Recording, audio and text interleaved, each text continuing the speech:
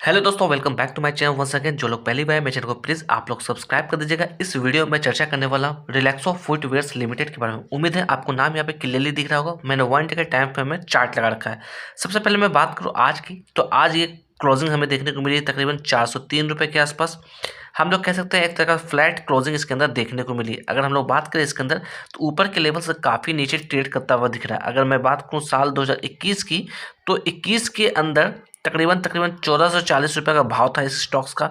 उसके बाद हम लोग बात करें कहीं ना कहीं प्रॉफिट बुकिंग देखने को मिली। साल 2023 की बात करें तो तकरीबन 758 रुपये का बॉटम बनाया। उसके बाद अच्छी तेज़ी देखने को मिली थी और इसने लगभग 900 रुपये के लेवल्स को टच किया। अगर हम लोग साल 2024 की बात करें तो वहाँ से कंटिन्यू ये स्टॉक्स कहीं ना कहीं गिरावट वाली सिचुएशन से गुजर रहा है। अगर यहाँ पे मैं बात करूँ चार्ट के ऊपर, तो देखिएगा चार्ट पे कुछ पैटर्न्स आपको नजर आते हुए दिख रहे होंगे। ये सारे पैटर्न्स मैंने इंडिकेटर के हेल्प से ड्रॉ आउट किया है। आप चाहते हैं तो आप भी चेकआउट कर सकते हैं। मैं यहाँ पे डिस्क्लेमर ऐड ऑन करना चाहूँगा, मैं किसी भी तरह का बाय और सेल की रिकमेंडेशन यहाँ पे आपको नहीं दे रहा हूँ। यहाँ पर देखिएगा मैं इस लेवल्स की बात कर रहा हूँ। ये जो लेवल्स देख रहे हैं, ये लेवल्स है आपका अक्टूबर 2021, यानी कि आज से ठीक 4 साल पहले की कैंडल है। 1440 का हाई बनाया, उसके बाद देखा जाए लगातार कहीं ना कहीं गिरावट वाली सिचुएशन रही। या सिंपली हम लोग कह सकते हैं कोविड के बाद जो भी इसके अंदर तेजी देखने को मिली थी, वो तेजी ही है प्रॉफिट बुकिंग देखने को मिली। और अभी हम लोग बात करें तो देखिएगा ऊपर के लेवल से काफी नीचे आ चुका है ये स्टॉक्स। सबसे बड़ी बात इस स्टॉक्स के लिए निकलती भी आ रही है, वो है इसके क्वार्टर्स के नतीजे। अगर क्वार्टर्स के नतीजे को कंपेयर करने की कोशिश करें क्वार्टर ऑन क्वार्टर बेसिस पे, तो काफी बुरे नतीजे निकलती भी आ रही है। क्वार्टर ऑन क्वार्टर बेसिस पे नतीजे में काफी गिरावट देखने को मिल रही है। या फिर कंपेयर करने की कोशिश करें ईयर ऑन ईयर बेसिस पे, तो ईयर ऑन ईयर बेसिस पे नतीजे में काफी बड़ी गिरावट हमें देखने को मिल रही है। और उसके अलावा मैं अगर बात करूँ वॉल्यूम की, तो इस स्टॉक्स के अंदर या इस कंपनी के अंदर हम लोग बात करें काफी कम वॉल्यूम जनरेट होती हुई दिख रही है। आज के दिन सिर्फ हम लोग बात करें तो आज के दिन सिर्फ और सिर्फ 40,000 के आसपास की वॉल्यूम जनरेट होती हुई दिख रही है। तो आप समझ पा रहे हैं, जहाँ किसी कंपनी के अंदर या किसी स्टॉक्स के अंदर तकरीबन लाखों में वॉल्यूम जनरेट होती है, 2 लाख 4 लाख के आसपास की वॉल्यूम जनरेट होती है, उसके कंपेरिजन में यहाँ पर बात करें सिर्फ और सिर्फ 40,000 ही वॉल्यूम जनरेट होती हुई दिख रही है। तो यहाँ पर देखा जाए डिमांड एंड सप्लाई काफ़ी कम होती हुई दिख रही है। इस वजह से भी कहीं ना कहीं इस स्टॉक्स के अंदर बड़ी गिरावट हमें देखने को मिल रही है। अगर यहाँ पे मैं बात करूँ 50 डीएमए के बारे में, तो इसकी 50 डीएमए की वैल्यू जो निकलती हुई आ रही है, वो तकरीबन 417 रुपये के आसपास आती हुई दिख रही है।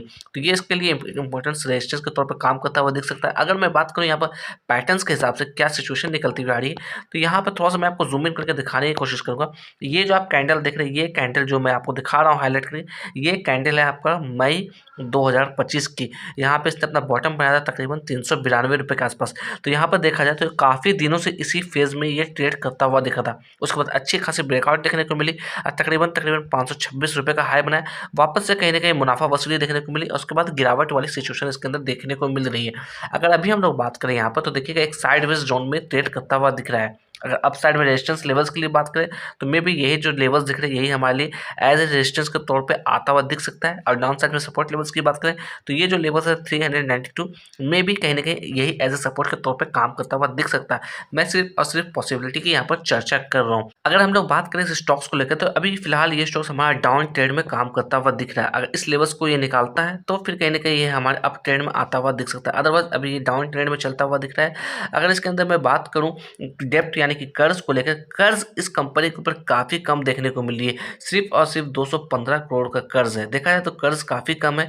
मेन रीज़न है इसके अंदर वॉल्यूम काफ़ी कम देखने को मिल रही है और क्वार्टर्स के नतीजे। अगर आप चाहते हैं तो आप भी खुद से चेकआउट कर सकते हैं इसके बैलेंस शीट को। अगर आप किसी भी तरह के डिसीजन लेना चाहते हैं स्टॉक्स के अंदर, तो कहीं ना कहीं अपने फाइनेंशियल एक्सपर्ट से चर्चा करिएगा, तभी किसी तरीके का डिसीजन ले लीजिएगा। अगर मैं बात करूँ इस स्टॉक्स के अंदर, अगर आप एवरेज आउट करने की कोशिश करते हैं, तो मेरे ख्याल से अवॉइड करके चलना चाहिए, क्योंकि अभी ये ठीक अपने सपोर्ट लाइन के पास ट्रेड करता हुआ दिख रहा है। अगर इसे ब्रेकडाउन देता है, तो ये फिर कितना गिरेगा कहना काफ़ी मुश्किल है। इसलिए थोड़ा सोच समझ के काम करिएगा, थोड़ा अवेयरनेस के साथ काम करिए स्टॉक्स के अंदर। अकॉर्डिंग टू टिकट परफॉर्मेंस की चर्चा करें, तो परफॉर्मेंस यहाँ पर देखिएगा लो नजर आता हुआ दिख रहा है। वैल्यूएशन की बात करें, वैल्यूएशन काफी हाई नजर आता हुआ दिख रहा है। ग्रोथ की बात करें, ग्रोथ यहाँ पर लो नजर आता हुआ दिख रहा है। अगर यहाँ मैं बात करूँ फोरकास्टिंग को लेकर, तो देखिएगा 9 एनालिस्ट ने इसे कवर किया और 22% की रिकमेंडेशन यहाँ पर आती हुई दिख रही है। तो इस लेवल्स को भी देखकर आपको जल्दबाजी नहीं करना, थोड़ा सा आपको टेक्निकल समझना, थोड़ा सा इसके फंडामेंटल्स को चेकआउट करना, तभी किसी तरीके का डिसीजन लीजिएगा।